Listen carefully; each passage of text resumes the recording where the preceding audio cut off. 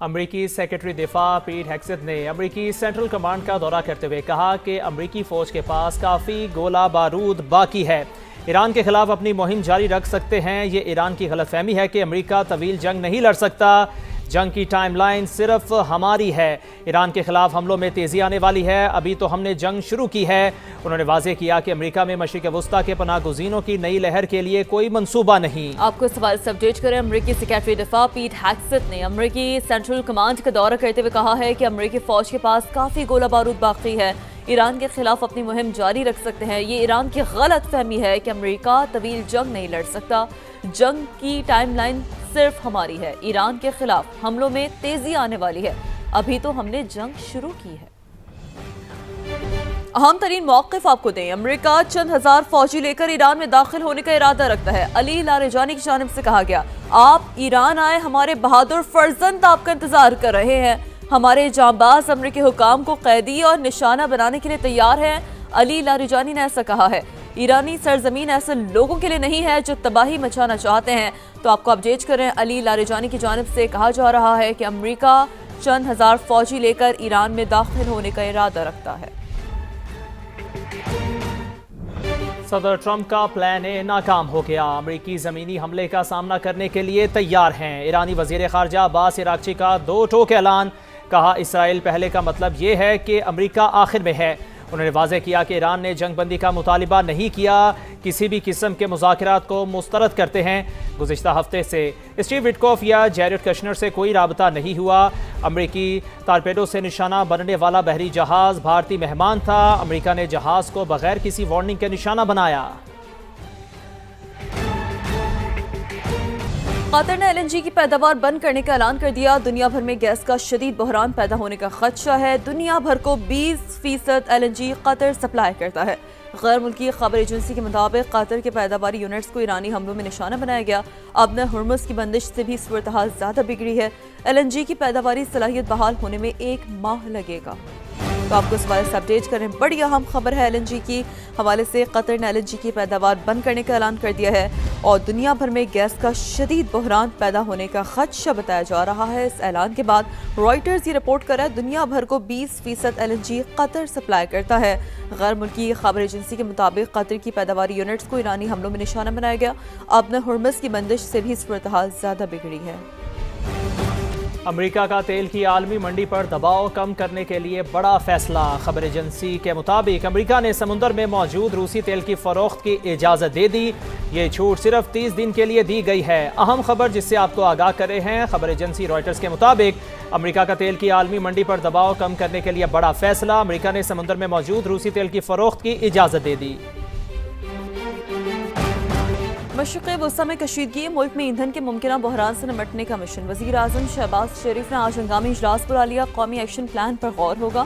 ممکنہ تیل بحران سے نمٹنے کے لیے ہنگامی اقدامات کی منظوری دی جائے گی۔ پیٹرولیم مصنوعات کی قیمتوں کا ہفتہ وار تعین ایجنڈے میں شامل۔ ذرائع کے مطابق پیٹرول ڈیزل کی ذخیرہ اندوزی اور سمگلنگ پر سخت کارروائی ہوگی۔ LNG، LPG، قدرتی گیس ترجیحی شعبوں کو فراہم کی جائے گی۔ کابینہ کی اقتصادی رابطہ کمیٹی کا اہم اجلاس بھی آج طلب۔ تعلیمی اداروں میں آن لائن کلاسز اور ورک فرام ہوم سمیت متعدد تجاویز دی جائیں گی۔ کارپوریٹ سیکٹر سمیت نجی اداروں میں بھی ورک فرام ہوم سے متعلق سفارشات تیار کی گئی ہیں۔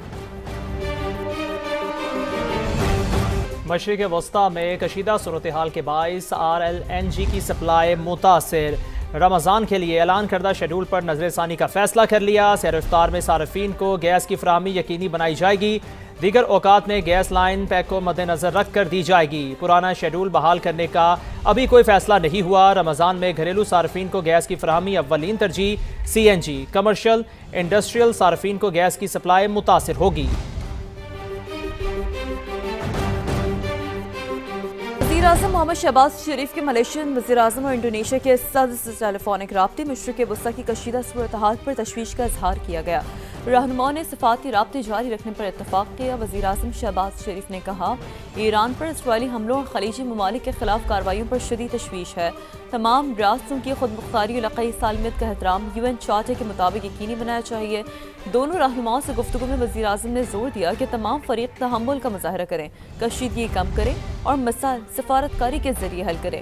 وزیر اعظم نے دونوں رہنماؤں کو افغانستان سے متعلق حالیہ پیش رفت اور دہشت گردی کے خلاف پاکستان کی کوششوں سے آگاہ کیا۔ پاکستان کشیدگی کے خاتمے کے لیے کوشش کر رہا ہے۔ وزیر اعظم اور فیلڈ مارشل نے کوششیں کی جو اب بھی جاری ہیں کہ یہ جنگ بند ہو۔ رانا ثناء اللہ کی پروگرام ندیم ملک لائیو میں گفتگو، کہا پی ٹی آئی کو وزیر اعظم ہاؤس میں بریفنگ میں جانا چاہیے تھا۔ پاکستان میاں شہباز شریف صاحب نے اور فیلڈ مارشل صاحب نے بھرپور طریقے سے کوشش کی ہے اور اب بھی وہ کوشش جاری ہے، جنگ جو ہے یہ بند ہو جائے، اور پاکستان اس وقت بھی اس کوشش میں ہے کہ یہ معاملہ جو ہے یہ دوبارہ نیگوشیشن ٹیبل پہ آئے۔ اس مقصد کے لیے پاکستان نہ صرف خود اپنے طور پہ کوشاں ہے بلکہ جو دوسرے اسلامی ممالک ہیں ان کے ساتھ بھی رابطے میں ہے، اور ان کو بھی بیچ میں جو ہے وہ ہم کوشش کر رہے ہیں کہ وہ بھی اپنا کردار ادا کریں۔ ان کا وہاں پہ موجود ہونا جو ہے وہ ایک یعنی حب الوطنی کا تقاضا تھا، اس کے لیے میں سمجھتا ہوں کہ ان کو اپنی پارٹیسپیشن جو ہے اس کو وہاں پہ شو کرنا چاہیے تھا، اور جو بھی کمی محسوس کرتے وہاں پہ یہ بات کرتے۔ اپوزیشن کی طرف سے یا پی ٹی آئی کی طرف سے ایک بہت اچھا یعنی عمل ہوتا، ایکٹ ہوتا اگر یہ وہاں پہ جاتے تھے۔ مشرقی وسطی سے امریکی شہریوں کی وطن واپسی جاری ہے۔ وطن واپسی آنے والوں نے شکریہ ادا کیا، کہا کہ وہ محفوظ طریقے سے پہنچ گئے۔ یو اے ای اور حکومت سے بہت انہوں نے مدد کی۔ I'm just thankful to be home. Thank you to the UAE for keeping my husband and I safe. We were there for a birthday trip. I feel that they did a lot more for us to keep us safe then. I feel like it was a stressful situation just not knowing, when we can come back, especially we were there for a small transit. So that was really difficult, but we were able to get back, and now we feel really good to be back home. Even in the rain and the snow, it feels good to be back. I think it was more about the uncertainty of when you're coming back. Because again, city felt safe. The king was walking on Dubai Mall by March 1st, 2nd. Our hotel was actually next to, we could see the US consulate in Dubai from our window. We ended up actually checking out that morning, and then that same night, there was a drone attack on it, so. Bharat کا ایک اور طیارہ گر کر تباہ، روسی ساختہ Sukhoi طیارہ آسام میں گرا۔ طیارے کا کنٹرول ٹاور سے رابطہ منقطع ہو گیا تھا۔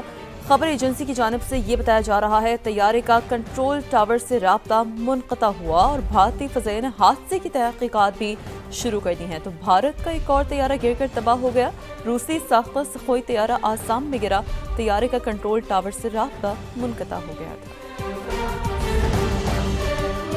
سابق وفاقی وزیر خارجہ سعد رفیق کہتے ہیں مسلم ممالک پاکستان اور سعودی عرب جیسے دفاعی معاہدے کریں، پاکستان ایران کے ساتھ کھڑا ہے۔ فیلڈ مارشل اور وزیر اعظم نے ایران سعودی عرب کے معاملات درست کرائے۔ گریٹر اسرائیل کا مقصد امریکہ اور اس کے حواریوں کی حکومت قائم کرنا ہے۔ نیب قانون میں پھر ترمیم کر دی گئی، چیئرمین نیب کو 3 سال تک توسیع دی جا سکے گی، تو نیب کیس میں حتمی اپیل بھی سپریم کورٹ کی بجائے آئینی عدالت میں جائے گی۔ نیب کارروائی کے لیے حد کیا ہوگی اور اس ترمیم کا کس پر کیا اثر پڑے گا؟ اس حوالے سے دیکھیے اسلام آباد سے سہیل رشید کی رپورٹ۔ نیب آرڈیننس میں نئی ترمیم، سب سے اہم تبدیلی، ہائی کورٹ سے فیصلے کے خلاف اپیل، سپریم کورٹ نہیں اب آئینی عدالت جائے گی۔ آئینی عدالت کا دائرہ اختیار چونکہ صرف آئینی معاملات پر ہے، اپیل میں بھی صرف اتنا ہی دیکھ پائے گی کہ ٹرائل میں کوئی آئینی خلاف ورزی تو نہیں ہوئی۔ نئے قانون کا اطلاق ہونے کے بعد اگر بانی پی ٹی آئی کی 190 ملین پاؤنڈ سکینڈل اور توشہ خانہ 2 کیس میں سزائیں برقرار رہتی ہیں تو اپیل کے لیے آئینی عدالت ہی آخری آپشن بچے گا۔